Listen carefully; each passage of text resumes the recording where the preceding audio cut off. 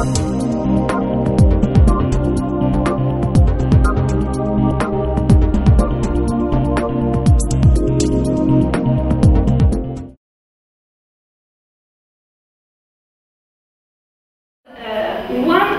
painting lent by the National Gallery of London to the Pinacoteca Ambrosiana in Milan, and we had to make the CD for that exhibition.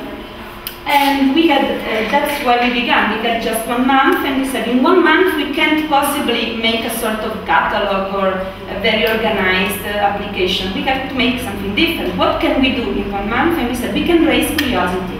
We can raise curiosity. And we had the curator of the exhibition, who was a wonderful storyteller. We interviewed him and just to get the narrow of the exhibition, and we said, okay, we must build something that conveys his enthusiasm. Nothing organized. Okay, if they're interested, they will buy the catalog. We want to raise interest. So that was the basic requirement. Then we needed to get the application on different channels because it has to be used in the exhibition, but people also wanted to take away the CD, etc. So that's why it was multi-channel. And we want to have different scenarios, like quick overview. I am a visitor and I have a few time. I just want to get an idea. I don't want the details, I don't care, but give me the main idea. Okay, so scenario 1, quick overview. Okay, now I'm more curious. Tell me all that you know. Get everything, all the content. Dig deeper, analyze in detail something, and stay in a loop. For the exhibition, the application had to be always there.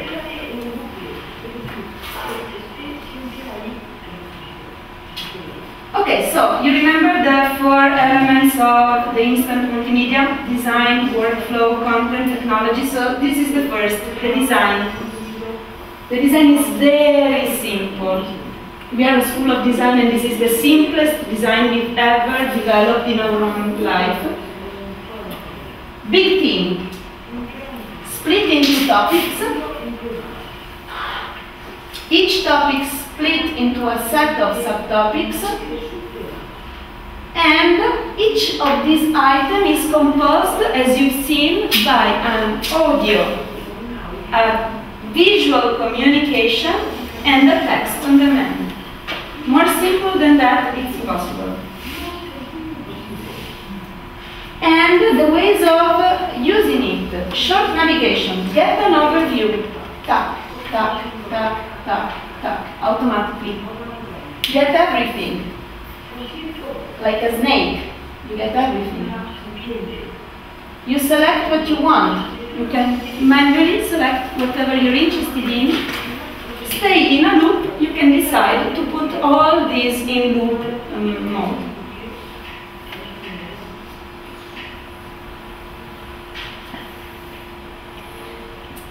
The workflow. These are the 10 steps that we follow.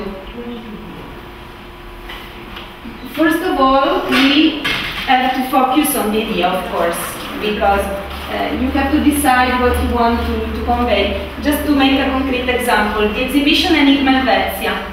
What do we do? The exhibition is organized into teams. Do we organize the application into teams as well? Yes, no, or do we try to convey the main idea of the exhibition, forgetting about the different teams? Okay, that's what we mean by general idea. We have to make the basic decision. Whom are we talking to? What kind of choice do we make with respect to the topic? Okay, so it's very important. I mean, it's not just there because you begin with the general idea. It's fundamental. You really have to tell yourself, whom are you talking to, and what kind of message do I want to convey? Then we sketch the editorial plan. The editorial plan is this, the list of all the topics and their subtopics. We really write it down. Topic 1, the trains. Topic 2, the sands in Switzerland, etc. Okay? we're ready with the editorial plan, in parallel we start gathering the materials for the visual communication. You've seen just example of slideshows, but we also have videos and flash animations for the professional version. For schools, not. But even the slideshow, which is the simplest version, still it has an impact. So in parallel, now you know what you're going to talk about, you gather the images or whatever. Then you write the narratives, the text. And we are going to see that the best way for getting the narratives is interviewing the expert. Because, I don't know about your experience, but if you ask an expert, please send me a document of 10 pages about this work of art or this exhibition, it will take months. Because it has to check everything, all the names, all the dates, even each term. So you never get out of that. It's not instant at all. If you go and interview the expert, then in 1 hour you've got the main content. Once the narratives are done, you have to record the narratives, and we do it in home. I mean, our people, our staff. And you put all the pieces together so that you see how it looks like. You make a quality check. Maybe you move an image from one place to another. Make revision, because you may discover there is some problem, etc. Then you have the professional speaker recording the audios, which does make a difference. If the voice is bad, the application is bad. And the final version. The most important element in this workflow is how you create the content. As I said, the best way is to interview an expert. Why? Because you get the content in quick time. The conversation is more engaging, actually. Sometimes, I mean, really, a curator, when pushed by questions, they tell the story in a different way. And they also use terms and style more suitable for the average public than when they write. All of this must be, listened to rather than read. So it's a totally different style. Images. We do not strictly synchronize images because it's really too much time consuming. So images are just evocative. We try to synchronize them as much as possible. If 4 things are mentioned in this order, of course images must go with their reference, but we do not look for a strict synchronization. We can do that, but it takes a lot of time more. And in the end, we use the professional speaker, which is much better than a recorded interview, because the professional speaker reads the final text, which has been refined, which is fine. Eventually, we built an engine for creating this application. We built it, it's one of our tools. And you can see here the data entry interface, it's a web service. As you can see, it's very easy to use. This is the editorial plan with all the names of the topics and of the subtopics. And in this side, you can, edit all the content. Put the images, put the audio, put the text. There's no technical prerequisite for using this engine. Demonstration is that we have a competition in schools using this engine. Kids receive the instructions, they learn, as far as we know, in 20 minutes how to use it, and they have no tutoring from us, and we never got questions about how to use the engine. We have a call center, sort of call center to answer the questions, and we never got questions about how to use the engine. So it's really super easy to use. So what is the advantages of this engine that, as you can see, produces published podcast, website, and CD-ROMs, and now from September also versions for the cell phones? That it's very easy to use, and thus the main effort is on the content. And no decision must be taken on anything technological, not on the software, not on the database. No monies are spent on that, and you don't need competencies on that. You need just people who know how to communicate. And this is not trivial. As I said, said, we started working in 1997, and even before, we are a school of design, and we know what it means to build something where you have to begin with the design. You spend 1 month, 2 months just for the design, before you start talking about what content am I conveying. So in this way, you skip all that, all the technical issues, all the design issues, and you really begin with the core of the message. What am I talking about? What do I want to convey? So this is the big advantage. For us, it's a revolution. And you need people who knows what? Cultural heritage, communication, semiotics, a totally different team.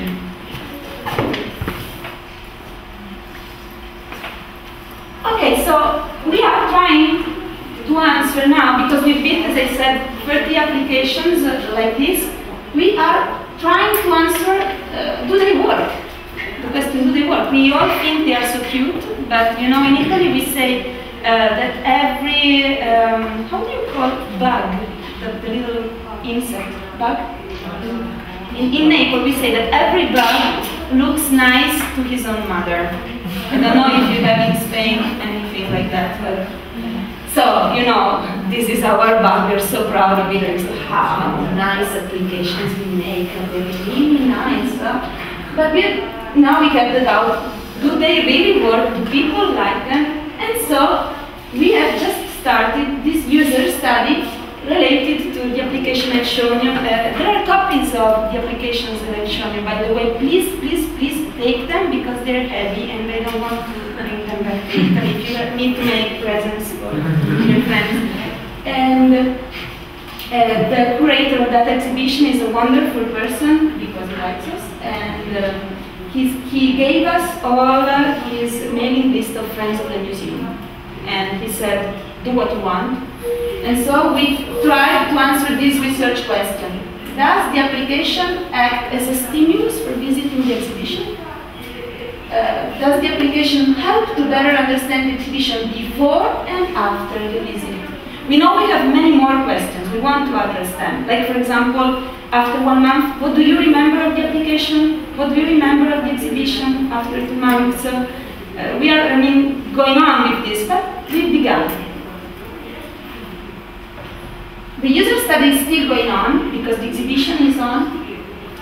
These 2 targets, we, as I said, add this mailing list, and we have 115 questionnaires answered so far, so it's not a trivial number.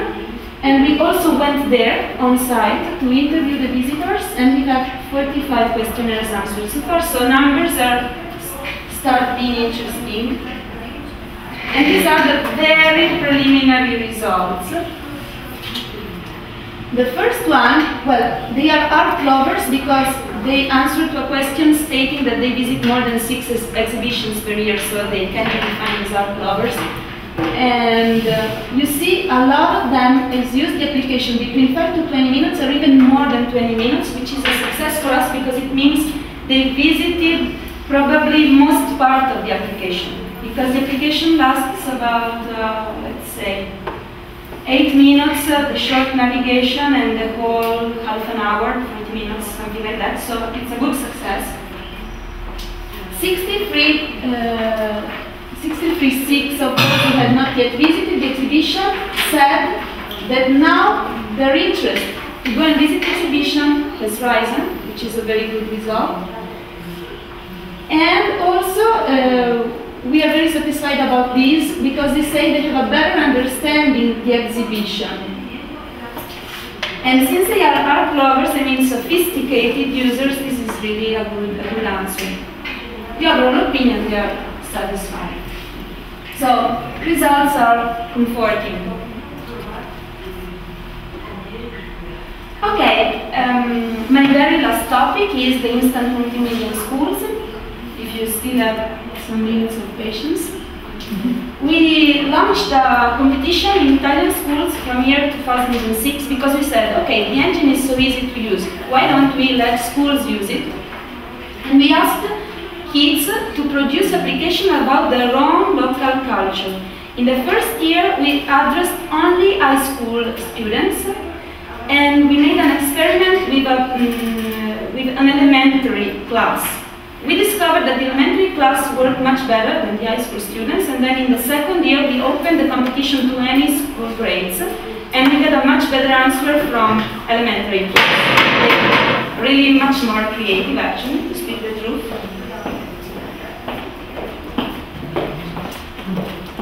Why did we do that? Because interacting with cultural institutions, we discovered that this is what we would like, and this is what actually happens, at least in Italy, I don't know in Spain. The desire is that classes go to cultural heritage institutions and children start developing interest for culture, etc. That children can touch the culture they read about in books, and that cultural institutions help the cultural enrichment of children. This is the desire. In reality, it is not always so. Sometimes it is, but it is not always so, because very often children interpret their visit to the cultural institutions rather than a sort of a holiday. The school trip is a sort of a free time, and they enjoy themselves a lot, but not necessarily because they're visiting something cultural, at least Italian kids. And moreover, teachers told us that it's not that easy to relate the activities in school with the activities in the cultural institution. So we had this situation to handle with. And so we decided for the competition, and we, as you can see, first year, just high school students, very high school, the older ones, by the way. In the second year, anybody. We asked them to pay a visit to a local cultural institution, to talk to a local expert, and to select a team of interest. And then they collect the material, take pictures, etc., and in the end they create their multimedia narrative. So I will show you briefly my last example, which is Milano Romana, that was done for the Museo Archeologico in Milan by these kids in elementary school of Milan.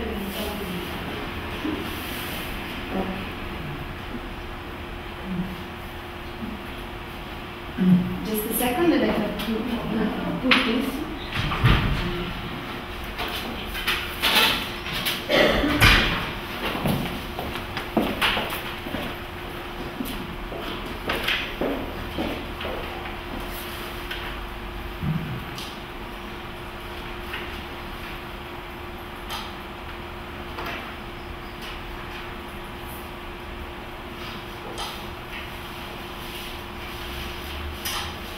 It's in Italian, I'm sorry, but maybe Spanish, Italian. La chiesa di San Lorenzo a Milano ha subito in passato parecchi cambiamenti. All'inizio era cimitero pagano e di igiene era situata fuori dalla cinta muraria. Successivamente fu modificata sino a diventare una basilica palatina, infine un luogo di culto. Di fronte alla basilica si trovano 16 colonne che provengono da un cortile. Tra le colonne e la basilica si trova una piazza dove c'è la statua di Costantino. La basilica di San Lorenzo contiene anche il sacello di Sant'Aquilino e in essa, ancora oggi, si svolgono funzioni religiose. Here they present themselves. The ingredients of Ricetta di Milano Romana, classe quinta D. Ingredienti: 100 grammi di La storia di Milano Romana, Dimitri, Marco, Bruno. 100 grammi di Il Museo Archeologico, Stefania, Alessandro, Valentina. 100 grammi di Il Foro, Bianca, Mario, Carina. 100 grammi di Il Teatro, Chelsea, Pietro.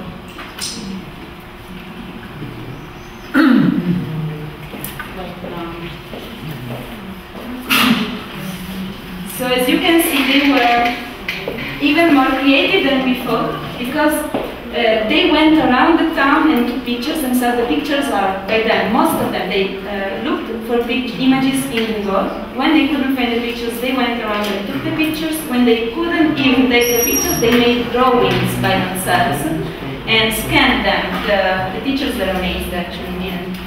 And in the end, they wanted to introduce themselves as authors of the application. We made a survey because this was the experiment of 2 years ago before opening the competition to everybody. The children were super satisfied, they were enthusiastic, and the teachers told us that they forced the teachers to go to the lab to work at the application, which was really quite unusual for them. The teachers themselves rated very high the educational benefits. In all respects, everyone was involved, and this year we've been told by teachers that even kids with problems, with some kind of disabilities, really wanted to be involved. And what is important for a cultural institution, that the visit to the museum was much more successful because they knew they had to gather material and to really understand, so they arrived with lots of questions, taking pictures, they were really involved. And very nice thing, these families are from Milano, but they had never visited the museum, and the 35% of them went to visit the museum. The children took the parents to the museum to show them. Okay, now you can see the title, but I will tell you what it is. A final example of educational use of the engine. I also teach in Lugano, where there is a communication science faculty, and there's a master course in technology and communication for cultural heritage. And we've been experimenting an online version for museum professionals from last spring, because this master requires students to stay in Lugano for 2 years, well, 1 year and a half, because a half is spent abroad on stage. But we told ourselves museum professionals can't possibly leave their work for 2 years, so what do? So we decided to offer an online version, and also in the online version we asked students to develop this kind of applications from afar for their own cultural institution, and we got a really beautiful result. This is just a screenshot. I don't have the time to show it, and moreover I received it 2 days ago. It's about the Max collection at the Archaeological Museum of Xalapa, Mexico, and it's a beautiful application, done from afar by a student with no tutoring, nothing, and it's really beautiful. So, this is, as I said, just one format, one possible format of instant multimedia. Instant multimedia is an approach, is a philosophy, is let's do something in quick time, something nice, something good to see, something that can have an impact. And 1001 Stories is our first format, simple and easy to use. Average learning time 20 minutes. You know what? The secret of this simplicity, really this is maybe the marrow of our experience, it's the fact that it just does one thing. The tool does one thing, the design is that one. It's so simple, and that's the secret. Why it works? Because you learn how to use it immediately. But although so fixed, it is versatile. It can really tell stories about the most various topics, as you've seen. It can be used also to promote the user-contributed content in schools for kids, but not only. Because what are we doing now, and what do we dream to do? I begin with the dream. We would like to create something that we already call YouCool, something like YouTube. Why don't we give experts all around Italy and then all around Europe, and in the end maybe why not all around the world, why don't we give them this tool free? We don't care about being paid about that, so that they tell their own cultural stories, and we have a big repositories of cultural stories all around the world. This is our dream. What are we doing now? The ongoing projects are an editorial series on entertainment in Roman times for the Ministry of Cultural Heritage, that General Direction for Archaeology in Italy. And this is brand new, we're really in the early stages. We want to make a sort of double pass application for the Van Gogh Museum of Amsterdam, because they have so many students visiting the museum and they want to listen to their voices, but together with the opinion of experts. So we want to build a sort of double pass, we say in Italian, or French application. From the research point of view, we want to investigate the cultural impact better. As I said, the user study, moving on, really trying to understand what happens. This is a question which is good for any work that you may be involved in. The work is nice, but what does really happen in the people who come and visit my website to see my CD? What do they really get? What will they really remember? changes in them. And we also want to develop new instant multimedia formats like these ones, different and like. And I also want to thank you again, but the very last thing that I want to show you is what I feel is probably the cutest application ever done with 1001 Stories. We received this year. It's preschool children. We don't know how they discovered this opportunity. And they had an art lab in their school, and they wanted to tell the story of their art lab. And these are kids who cannot even read or... I just show you a small example.